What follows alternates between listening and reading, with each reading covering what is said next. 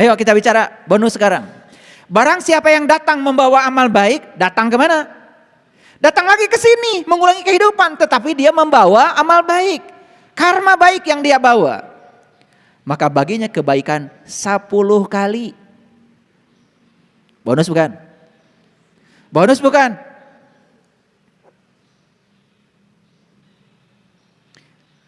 Ini yang sering diartikan lain. Siapa yang membaca 1 huruf dapat 10 kebaikan gitu. Dihitung tuh, Quran ada berapa huruf? Ada itu yang rajin ngitung huruf Quran. 30 juta sekian huruf, kalikan 10. Wih, luar biasa. Cek Allah teh maneh hitungan. Cek Allah temen kita mau wingar ngitung. Lihat saya semuanya. Barang siapa yang datang membawa amal baik, maka baginya kebaikan 10 kali. Dan barang siapa yang datang membawa perbuatan jahat, maka dia tidak diberi pembalasan, melainkan seimbang dengan kejahatan. Luar biasa bonusnya. Kalau kebaikan dikali 10, kejahatan dikali 1. Keren gak? Nah sudah kayak gitu, dari Allah kita masih nolak juga. Kebaikan sudah dikali 10, kejahatan dikali 1. Tidak dikurang sedikit pun. Tidak ditambah sedikit pun, dikali 1. Jadi semua karma buruk yang sedang kita terima itu pengalinya 1. Hebat gak Allah? Bonus bukan itu? Tapi kalau bikin kebaikan dikali 10. Jadi kalau ingin dapat diskon karma, sederhana. Perbanyak saja kebaikan. Tuh rumusnya sederhana. Jadi saya kalau mau ngasih rumus pakai dalil dulu. Kalau nggak pakai dalil biasanya nggak terima. Bonus bukan ini. Makanya semua agama, semua tradisi sama ujung-ujungnya. Kalau ingin berkurang ada diskon karma, perbanyak saja kebaikan. Di mana memperbanyak kebaikan? Kapan? Pintar kalian tuh kalau ngejawab. Sekarang ditanyain keadaan masih mikir kene. Itu kan cenah karasaan. Ya sekarang. Pertanyaannya, tadi kalian bangun pagi, punya rencana apa tentang hari ini? Mau bikin kebaikan apa hari ini? Mau bikin sejarah apa hari ini?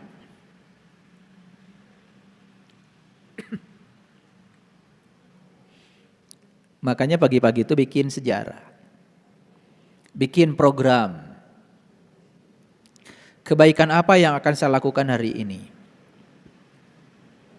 Saya akan membagikan uang 5 ribuan sama orang yang minta-minta di jalan. Siapkan duitnya 5 ribuan, lain 100-an.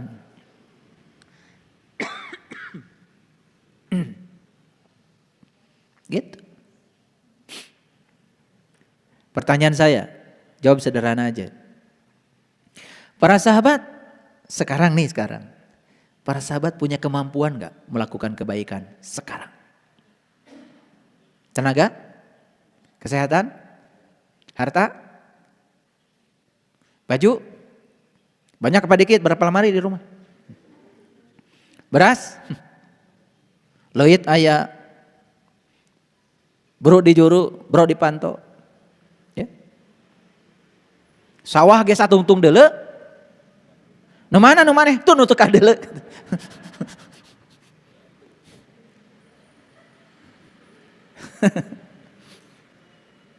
Biar ketawa karena banyak yang ngantuk nih. Kalau ngaji bulan puasa ngantuk itu saya nggak ngerti ini puasanya bener nggak.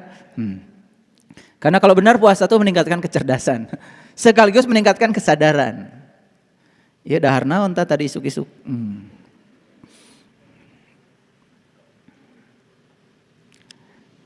Ini rumus benar nggak bonus? Kalau kita datang ke sini bawa kebaikan yang kita bawa ke sini. Jadi kalau dulu ngasih makan 1 orang di kehidupan yang dulu, di kehidupan sekarang kita akan dikasih makan oleh 10 orang.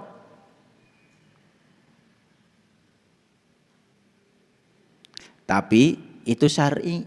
Hakikatnya apa? 10 itu kan 1 dan kosong. Kalau 1 dibagi kosong itu tak berhingga. Makanya lupakan angka 10. Datang saja kamu ke sini dengan kosong. Kalau berbuat kebaikan, kosong saja. 1 dibagi kosong, tak terbatas. Buat apa 10 kali? Buat apa 10 kali? Ini tertarik dari tadi ya kalian dengan bonus 10 kali. Saya tidak tertarik. Saya tertariknya bonusnya tanpa batas. Makanya saya tidak pernah mengalihkan dengan 10. Saya bagi semua tindakan saya dengan 0. Apapun yang saya lakukan dibagi 0, tak terbatas. Ngasih kosong saja, jangan minta balasan. Berbuat baik kosong saja, jangan minta balasan. Apalagi dikali 10, buat apa? Ada kan yang ngitungin, kalau kamu hari ini katanya sedekahnya Avanza, besok jadi Alphard, buat apa?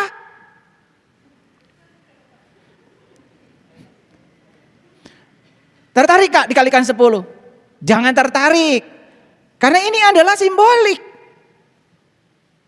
Ini bukan matematika kita ya. 1 kali 10 ya 10. Matematika Allah tidak begitu. Matematika Allah itu tanpa batas. Matematika Allah itu adalah 1 dibagi kosong, tak terhingga. Makanya di Quran surat Al-Fajr, wal fajar, walayalin asyar, wasyafi wal matar. Kalau kamu sudah fajar, sudah sadar, kamu akan masuk asyar itu 10. Maka di surat Al-Fajr ada kata 10. 10 itu artinya 1 dan 0. Dan 1 dan 0 itu adalah angka biner. Dan semua teknologi informasi sekarang didominasi oleh angka biner. 1 dan 0. Kalian hidupkan HP, itu 1. Kalian matikan HP, itu 0.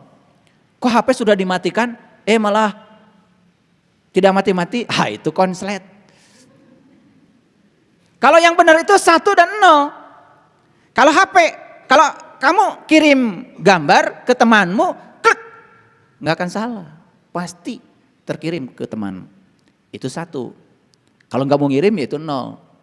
Jadi dunia teknologi cuman 1 dan 0, maka disebutnya angka biner. Itu angka digital namanya. Nah itu adalah angka spiritual, karena 1 dan 0 itu adalah la ilaha illallah. La ilaha itu 0, illallah 1. Yang mana yang bukan Allah? Semua juga Allah. Oh, tambah keren lagi. Kalau ngerti keren. Kalau tahu cara mengaplikasikan 1 dan 0, keren. Kan ujung-ujungnya la ilaha illallah. Yang mana yang bukan Allah? Yang nyata Allah, yang tidak nyata juga Allah. Semuanya Dia kok. Tidak ada satu peristiwa pun di semesta yang tidak ada kehadirannya. Selesai. Biner lagi angkanya. Tertarik Kak dengan bonus ini? Oke. Kuncinya 1. Sekarang mumpung kita masih hidup dan punya kesempatan berbuat baik, berbuat baiklah sebanyak-banyaknya.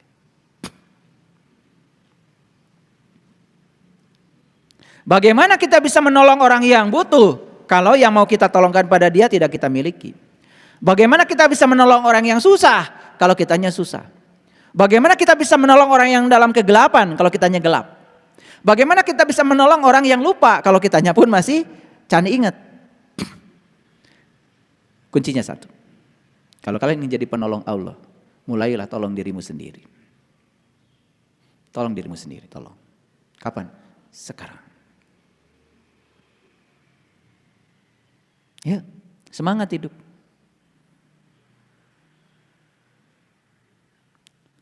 Kalau hari ini saya diberi orang, besok saya harus ngasih orang. Jangan ada di zona nyaman. Hari ini saya ditolong orang, besok saya harus kembalikan pertolongan orang dengan cara saya menolong orang. Gitu. Banyak sekali yang mendidik orang dengan cara yang salah. Dulu saya tidak tertarik bikin panti asuhan, gak tertarik. Kalau kita cuma ngumpulin anak-anak yatim kemudian kita kasih makan. Mereka hanya menjadi orang-orang yang bergantung kepada pemberian kita. Dan kita mendidik yang salah. Sekolahkan mereka kalau mau. Makanya dulu saya di sini bikin sekolah gratis. Semua saya sekolahkan. Yang putus sekolah ikut PKBM. Ada paket A, paket B, paket C. Ini 2 tahun ya berhenti karena pandemi. Nanti kita mulai lagi. Ayo. Peluang dari Allah begitu terbuka. Terbuka apa tidak? Terbuka. Apa yang menutup peluang itu? Kemauan kita. Niat kita. Selalu kalau nggak punya niat mungkin masjid ini juga nggak akan jadi. Kalau nggak ada niat. Makanya itulah niat. Jadi karma yang sebenarnya adalah niat. Catat itu supaya mengerti. Balik dulu ke atas. Baik, kita baca ayat ini. Ini Quran surat Ali Imran ya, ayat 161. Pembalasan itu setimpal dan adil. Pembalasan itu setimpal dan adil. Tidak mungkin seorang nabi berkhianat dalam sebuah urusan. Gak mungkin seorang nabi berkhianat dalam sebuah urusan. Nabi itu orang yang dapat ilmu untuk dirinya sendiri. Jadi nabi itu orang yang sudah dapat ilmu, yang sudah dapat berita besar. Barang siapa berkhianat dalam sebuah urusan, maka pada hari kebangkitan, ketika dia dihidupkan kembali, nih hari kebangkitan itu ketika dia dihidupkan kembali, berarti setelah diulang kehidupannya, ia akan datang membawa apa yang dikhianatkannya itu. Jadi kalau orang sekarang datang ke kehidupan ini membawa yang dikhianatkan oleh dia, ya dia akan dapat balasan dari yang dikhianatkannya itu. Jadi kalau sekarang dikhianati, lihat saya semuanya, kita dikhianati oleh siapapun di kehidupan yang sekarang, tapi terima. Berarti Anda pernah berkhianat pada orang itu di kehidupan yang dulu. Karena ayat ini mengatakan, ia akan datang membawa apa yang dikhianatkannya itu. Kemudian tiap-tiap diri akan diberi pembalasan tentang apa yang dikerjakan dengan setimpal. Tahu setimpal? Ya saya bilang tadi, kalau kita nyubit di kehidupan ini, kita juga akan dicubit di kehidupan ini. Sakit yang ditimbulkannya tidak akan dikurangi. Dan saya kasih tahu, tidak ada konsep penghapusan dosa. Yang ada tuh pengampunan dosa. Apa bedanya? Pengampunan dosa itu ya balasannya disegerakan. Jadi kalau kalian minta ampun sama Allah, ya Allah ampunilah segala kesalahanku. Siap-siap. Dan selama ini konsep kita di otak kita, begitu sudah minta ampun sama Allah, langsung dihapus gitu pakai tipek. Berarti bohong dong, Allah di ayat ini mengatakan pembalasan itu akan setimpal. Yang bisa menghapus semua karma kita cuman kebaikan kita. Nih, boleh nggak minta ampun sama Allah? Boleh? Boleh lah. Tentu saja karena Allah Maha Pengampun. Tapi kan secara tidak langsung kita sedang tidak yakin ke Maha Pengampunan Allah. Kalau Allah Maha Pengampun, berarti Allah mah nggak usah dimintai ampunan. Kan Maha Pengampun. Kan Allah bilang segala dosa sudah aku ampunkan kecuali satu, syirik. Innallaha la yaghfiru ayyushraka bih wa yaghfiru ma duna dzalika liman yasha. Segala dosa sudah aku ampunkan kecuali satu, syirik. Syirik itu kan berkhianat kepada Allah, selingkuh kepada Allah. Nah, selingkuh kepada Allah itu yaitu tidak bisa menggunakan kalimat la ilaha illallah dalam kehidupan, tidak bisa mengaplikasikan kalimat itu. Itu namanya selingkuh. Contoh selingkuh gampang, ragu saja kepada Allah itu sudah selingkuh. Khawatir saja tentang hari esok itu sudah selingkuh.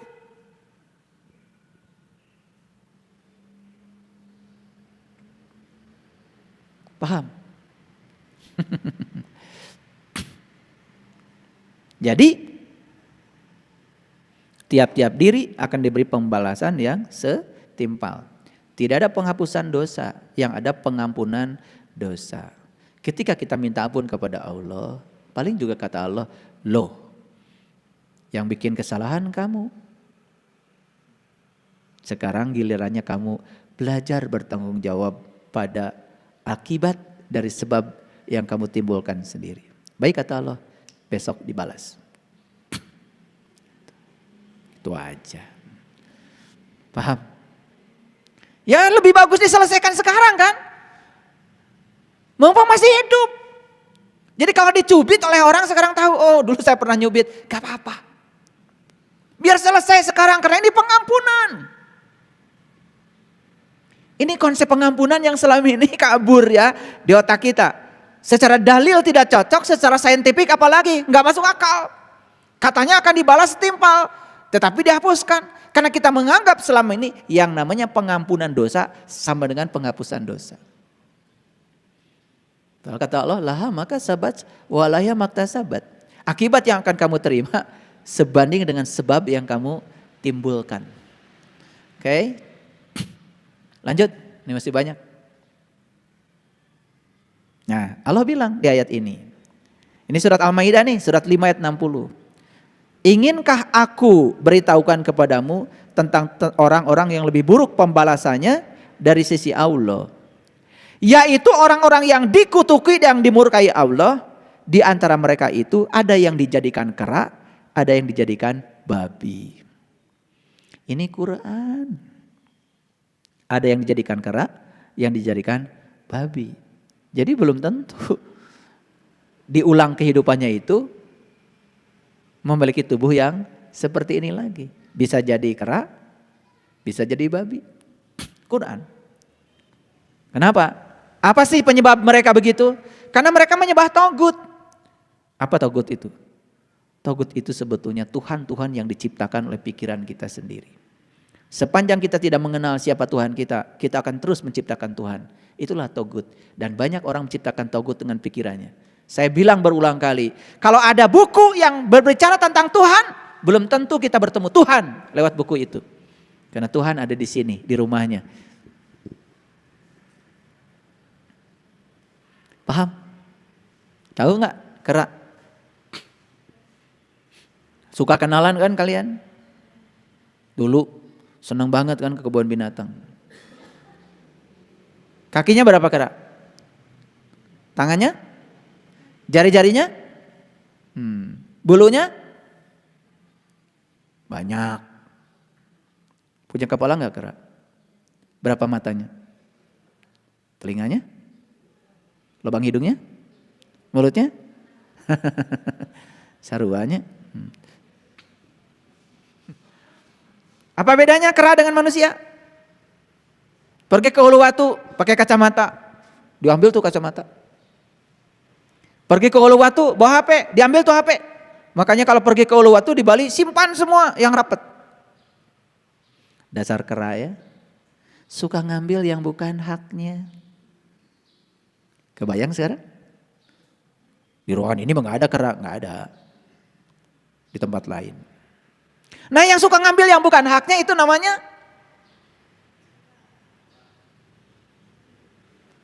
oik, oik, oik, oik. Cing atau di kebun binatang teh ukur dipoto ukur jeung kera. Belajar ibrohnya apa? Ke kebun binatang gonya ke taman safari bade naon? Ningali monyet. Kamahal-mahal. Ya, lihat perilakunya, lihat sifatnya, sarua teh. Itu. Ari kera aya kaera. Aya teh jelema nu kaera.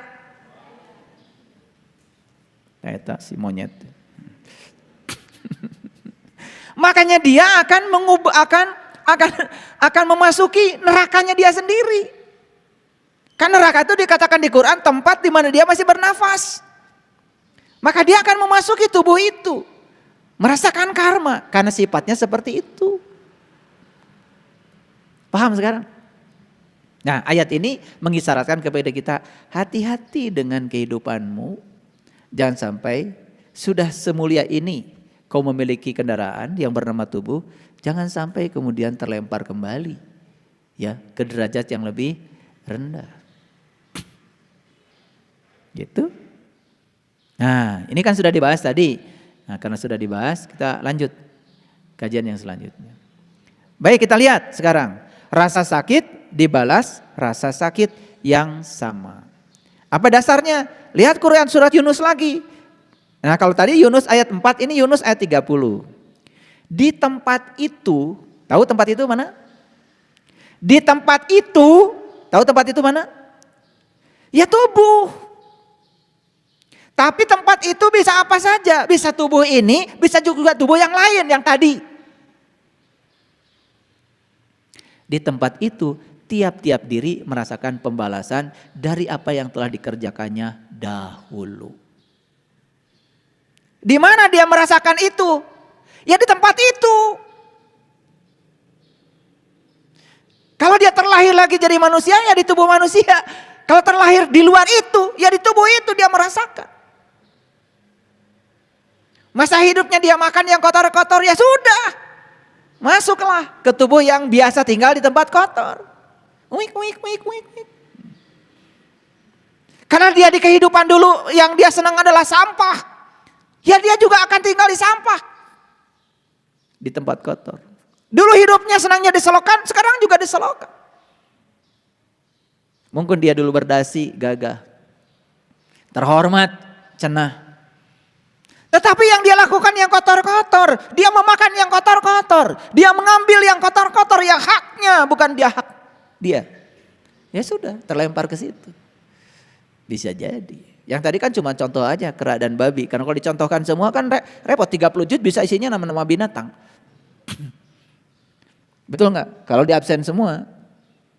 Capung di absen repot. Tebal jadinya Quran. Di tempat itu tiap-tiap diri merasakan pembalasan dari apa yang telah dikerjakannya dahulu. Dan mereka dikembalikan kepada Allah. Pelindung mereka yang sebenarnya dan lenyaplah dari mereka apa yang telah mereka ada-adakan. Setelah melewati fase-fase itu tetap saja dia akan dikembalikan kepada Allah yang maha pelindung. Kan ayatnya tadi setiap diri akhirnya akan pulang juga kepada Allah. Setelah melalui prosesnya. Lanjut Quran surat Hud ya ayat 109. Dan sesungguhnya kami pasti akan menyempurnakan dengan seadil-adilnya pembalasan terhadap mereka dengan tidak dikurangi sedikit pun. Tidak dikurangi sedikit pun. Tapi kan ada bonus tadi. Bonusnya bukan untuk keburukan, bonusnya untuk kebaikan. Kebaikan dikalikan 10. Keren banget ya. Jadi oleh karena itu para sahabat, berbuat baik itu tidak usah menunggu bulan puasa. Bulan puasa jadikan momen untuk melatih diri agar berbuat baik. Tetapi berbuat baik harus setiap ruang dan waktu. Karena sepanjang kita diberikan kehidupan berarti baik-baik saja. Ya. Ada yang saya mah kalau mati pengen bulan Ramadan. Pengen hari Jumat. Jadi bulan yang lain Ramadan jelek itu. Terus hari yang selain Jumat jelek itu. Kan yang bilang itu jelek dan baik kamu juga. Allah mah tidak pernah ngasih nama-nama hari. Yang ngasih nama-nama hari kan kamu juga. Allah juga tidak pernah ngasih nama-nama bulan. Yang ngasih nama bulan kan kamu juga. Kan perhitungan bulan, perhitungan hari kamu juga yang menciptakannya. Ahli-ahli fisika. Allah nggak ikut campur urusan itu.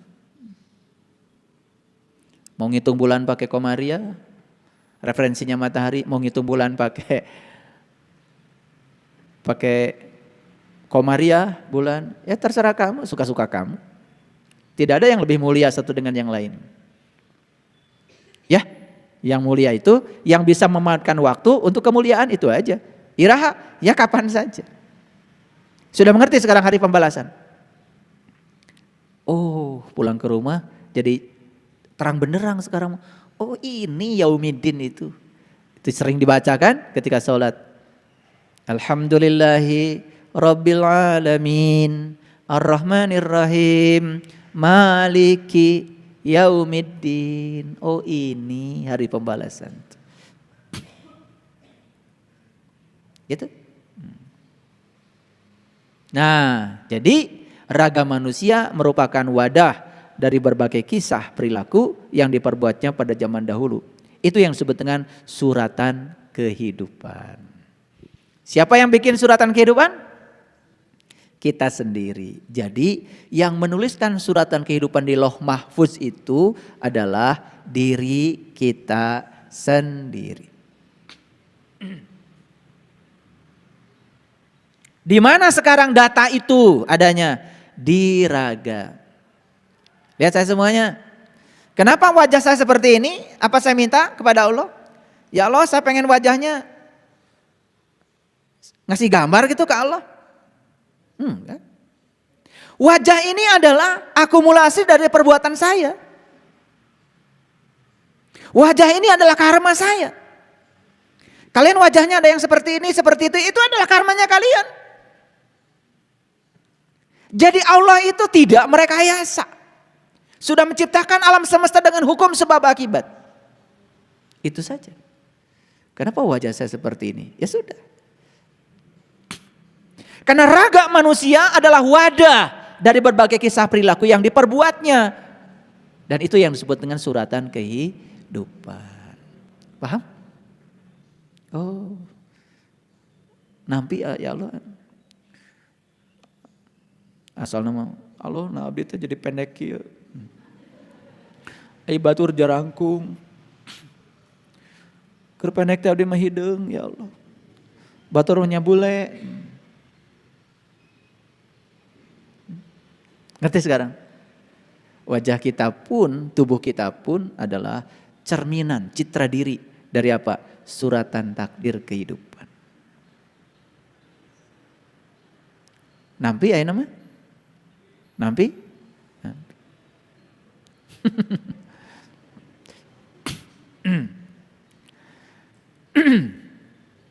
Catatan tentang suratan kehidupan tadi itu, data karma itu berada pada diri seseorang itu terjadi secara pasti.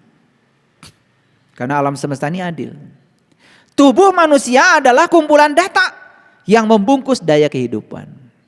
Tubuh manusia menyandang karma yang tidak dapat ditolaknya. Bentuk tubuh, wajah, warna kulit dan sebagainya bukanlah sebuah halangan untuk menerima catatan kehidupan di masa lalunya. Sugan ieu mah geulis, koneng, mancung. Terhindar sugan dari karma? Tidak. Sugan ieu mah goreng, hideung, pesek.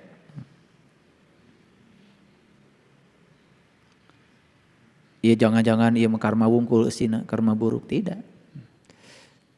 Tidak ada halangan. Paham? Jadi semua manusia akan menerima akibat dari yang diperbuatnya. Setelah memahami ini para sahabat mulai tergambar sekarang. Oh jadi kehidupan saya hari ini sebetulnya buah dari saya sendiri. Konsep tentang takdir seakan-akan Allah turut campur pada nasib kita dan semena-mena menentukan kehidupan kita. Mulai sekarang kita hapus jauh-jauh. Dari sinilah kita belajar bertanggung jawab. Belajar apa? Belajar bertanggung jawab. Siap? Siap bertanggung jawab? Karena sudah ngerti kan sekarang polanya. Jadi gak ada yang harus saya tolak lagi. Jadi inti dari semua pembelajaran saya hari ini adalah terima, mengalir, tersenyum. Itu saja. Jelas? Itu saja yang bisa saya sampaikan hari ini. Walaupun slide-nya ada 19, tetapi tidak mengurangi kehidmatan. Setelah saya sampaikan 10 slide ini, sebetulnya sudah terwakili semuanya. Yang paling penting adalah kompetensi yang saya bangun hari ini di para sahabat terbentuk. Jadi kompetensi yang saya bangun sebenarnya satu, tanggung jawab pada semua sebab dan akibat yang kita ciptakan sendiri. Pembuat suratan takdir kehidupan kita adalah diri kita sendiri. Allah kalau mau mengubahnya sangat terbuka. Dan Allah tidak akan mengubah nasib seseorang kalau dia sendiri yang tidak mau mengubahnya. Mari kita ubah nasib kita. Mari kita ubah suratan takdir kehidupan kita. Karena Allah sudah menawarkan berbagai jenis bonus tadi. Berbuat kebaikan sebanyak-banyaknya, mengurangi beban karma yang harus kita bayar. Terutama karma buruk. Terima kasih. Assalamualaikum warahmatullahi wabarakatuh.